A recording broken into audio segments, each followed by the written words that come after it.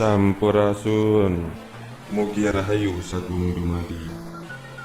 Kapal besar Jung Jawa, armada terbesar Nusantara di masa lampau.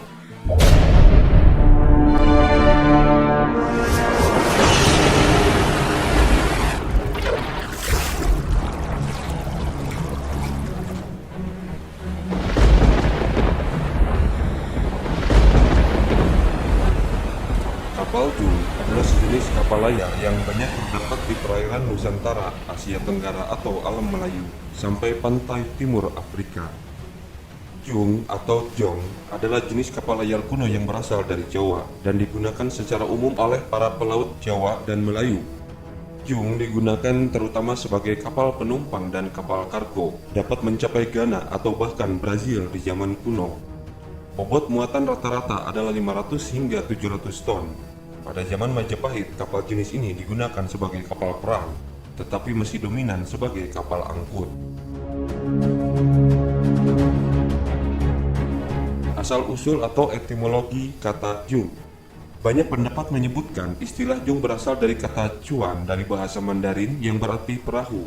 Hanya saja perubahan pengucapan dari kata cuan menjadi Jung nampaknya terlalu jauh.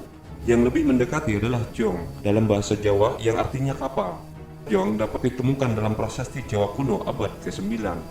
Kata ini masuk dalam bahasa Melayu pada abad ke-15 ketika daftar catatan kata-kata Cina mengidentifikasikannya sebagai kata Melayu untuk kapal.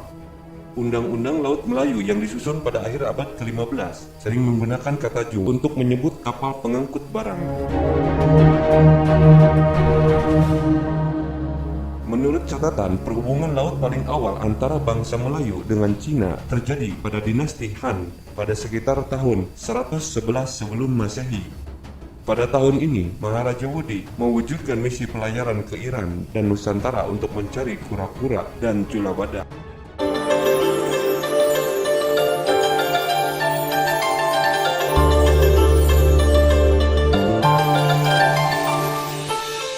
Buku abad ketiga berjudul Hal-hal Aneh dari Selatan, karya Wan Chen, mendeskripsikan kapal yang mampu membawa 700 orang dengan lebih dari 10.000 kargo. Menurut berbagai interpretasi berarti 250 hingga 1.000 ton. Kapal ini bukan berasal dari Cina, namun berasal dari Kunlun yang berarti kepulauan di bawah angin atau negeri selatan. Kapal-kapal yang disebut Kunlunpo atau Kunlunbo ukurannya lebih dari 50 meter panjangnya dan tingginya di atas air 4 hingga 7 meter. Sebuah buku dari tahun 260 Masehi yang dibuat oleh Kang Tai juga menjelaskan kapal-kapal ini yang disebut Kunlunpo atau kapal Kunlun memiliki 7 layar, berlayar sampai jauh ke Suriah. Kata po ini bukan bahasa Cina, melainkan berasal dari kata proa, perahu atau perahu. Perlu diketahui bahwa kata perahu sebelum abad ke-17 merujuk pada kapal-kapal besar. Fasian atau Fahian dalam perjalanan pulangnya ke negeri Cina dari India pada 413 sampai 414 Masehi menaiki sebuah kapal yang berisi 200 penumpang dan pelaut dari Kunlun yang menarik kapal yang lebih kecil. Pada 1178 Masehi, petugas Bea Cukai Guangzhou, Zhou Kukai, menulis dalam Ling Waidaida tentang kapal-kapal negeri selatan. Kapal yang berlayar di Laut Selatan, yaitu Laut Natuna Utara dan selatannya lagi Samudra Hindia, seperti rumah raksasa. Ketika layarnya mengembang, mereka seperti awan besar di langit. Kemudi mereka panjangnya mencapai puluhan kaki. Sebuah kapal dapat membawa beberapa ratus orang dan bekal beras untuk 1 tahun. Babi diberi makan di dalamnya dan wine difermentasikan saat berlayar.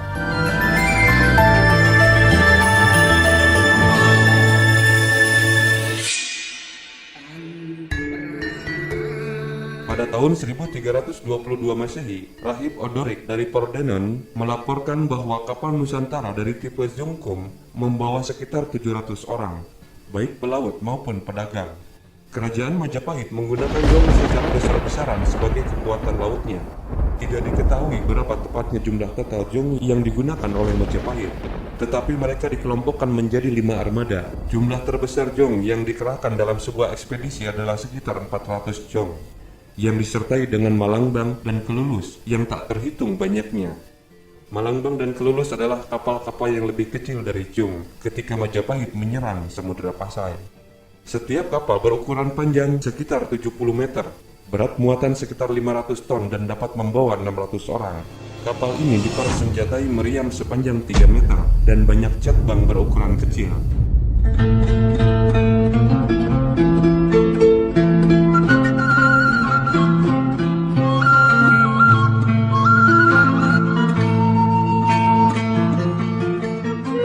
Sebelum tragedi Bubat tahun 1357, Raja Sunda dan keluarganya datang di Majapahit setelah berlayar di Laut Jawa menggunakan kapal-kapal Jung hibrida Cina Asia Tenggara yang bertingkat 9. Dalam bahasa Jawa kuno disebut Jung Sasanga Wangunan Ring Tatar Nagari Tiniru. Kapal hibrida ini mencampurkan teknik Cina dalam pembuatannya, yaitu menggunakan paku besi selain menggunakan paku kayu, dan juga pembuatan boritan tumpul atau datar. Profesor Menguin, di antara sarjana yang banyak mengkaji sejarah Nusantara, menyebut ada songket Jong Sarat, pakaian putra Blambangan ketika perang di dalam Babat Sumbar. Kafan Jong Sarat sejenis kafan diraja di dalam hikayat Dewa Mandu, dan tampan Jung Galuh sejenis perhiasan kapal. Jung biasanya mempunyai 3 layar di haluan dan buritan, dan 2 batang kemudi di buritannya.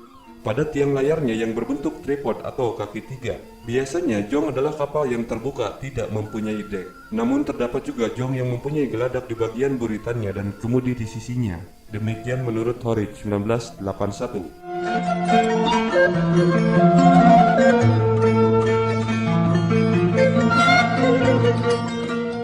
Mengikuti laporan Portugis ketika tiba di Malaka, panjang jong ketika itu ialah 100 meter. Ia mempunyai 3 tiang layar dan 100 buah meriam. Oleh karena kehebatannya, orang-orang Portugis menjulukinya Espanto del Mundo atau penggegar dunia.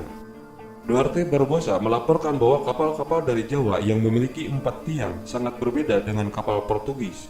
Terbuat dari kayu yang sangat tebal, dan ketika kapal menua, mereka memperbaikinya dengan papan baru dan memiliki 4 buah papan penutup ditumpuk secara berlapis. Tali dan layar dibuat dari osier. Kapal Jung Jawa dibuat menggunakan kayu jati pada saat laporan dibuat pada tahun 1512 oleh Portugis. Pada waktu itu Jung Cina masih menggunakan kayu lunak sebagai bahan utamanya. Lambung kapal Jawa dibentuk dengan menggunakan papan kelunas dan kemudian satu sama lain disatukan dengan semat kayu tanpa menggunakan rangka, kecuali penguat berikutnya maupun baut atau paku besi. Papannya dilubangi oleh bor tangan dan dimasukkan pasak ke dalam papan-papan itu.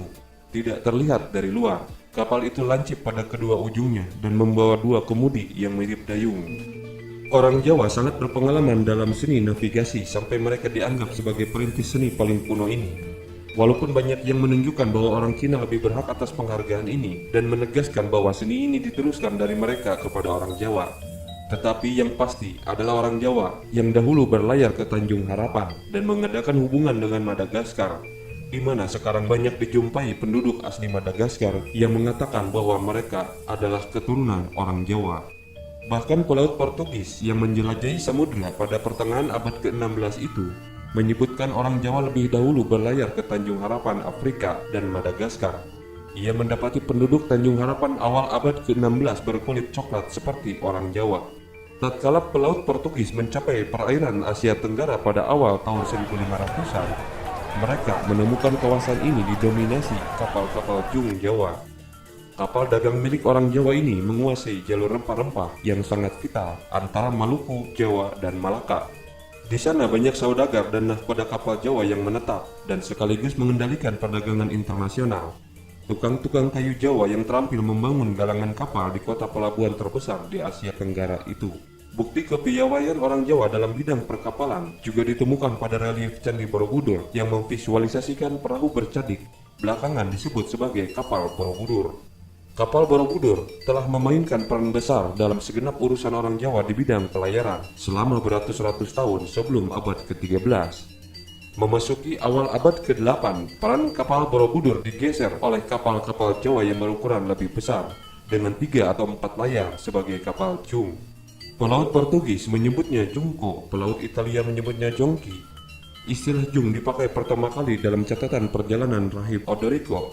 dari Marignoli dan Ibnu Battuta yang berlayar ke Nusantara awal abad ke-14.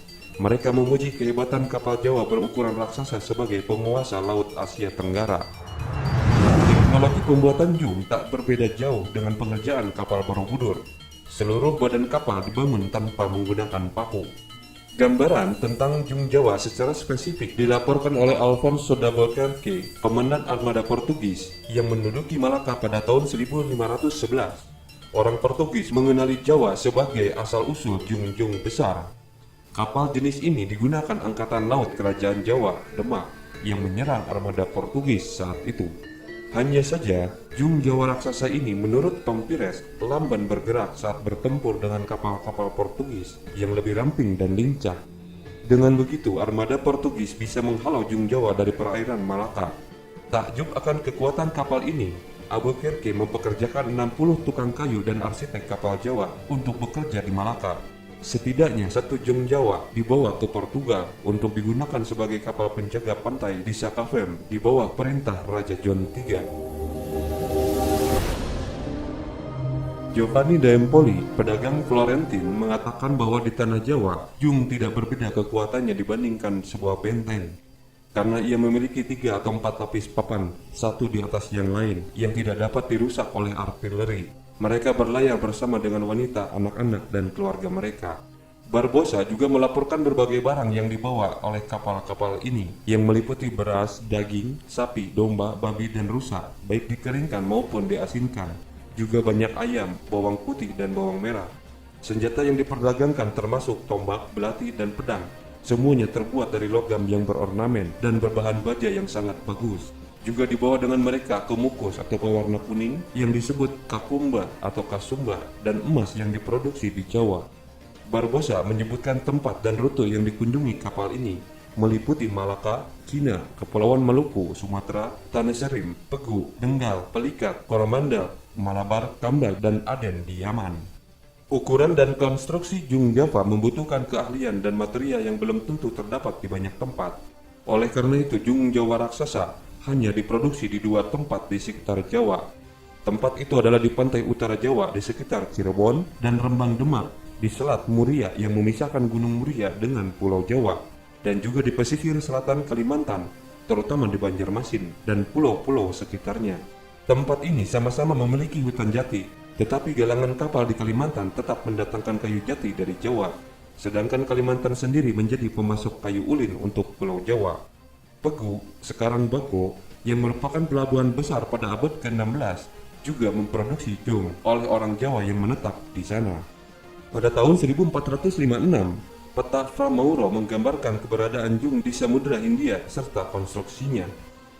Kapal-kapal yang disebut jung atau jongki yang menavigasi laut ini membawa 4 tiang atau lebih. Beberapa di antaranya dapat dinaikkan atau diturunkan dan memiliki 40 hingga 60 kabin untuk para pedagang dan hanya 1 untuk awak kapal. Mereka dapat menavigasi tanpa kompas karena mereka memiliki seorang peramal yang berdiri di samping dan dengan astrolabe di tangan memberi perintah kepada navigator. Astrolabe adalah teknologi yang sangat-sangat menakjubkan bila kita cermati saat ini. Seperti ini gambar dari astrolabe. Rendra Fastrina Kurniawan menyebutkan bahwa hilangnya tradisi maritim Jawa adalah akibat kebijakan kerajaan Jawa sendiri setelah kekalahan mereka terhadap Portugis dalam penyerbuan Malaka, yang kemudian lebih memusatkan pada kekuatan angkatan darat serta sikap represif Amangkurat I dari Mataram terhadap kota-kota pesisir utara Jawa. Amangkurat I memerintahkan agar pelabuhan ditutup dan kapal-kapal dihancurkan agar mencegah kota-kota pesisir menjadi kuat dan memberontak. Ini menghancurkan ekonomi Jawa dan kekuatan maritimnya yang dibangun sejak zaman Singasari dan Majapahit, dan Mataram berubah menjadi negara agraris. Hilangnya Selat Muria juga menjadi faktor hilangnya jung Jawa. Galangan kapal besar sepanjang Rembang Demak menjadi terdampar di tengah daratan tanpa akses ke laut. Pada tahun 1657, Temenggung Pati mengusulkan penggalian jalur air baru dari Demak ke Juwana, tetapi sepertinya tidak dilakukan. Ini membuktikan bahwa pada saat itu Selat Muria sudah hilang atau sudah mengecil.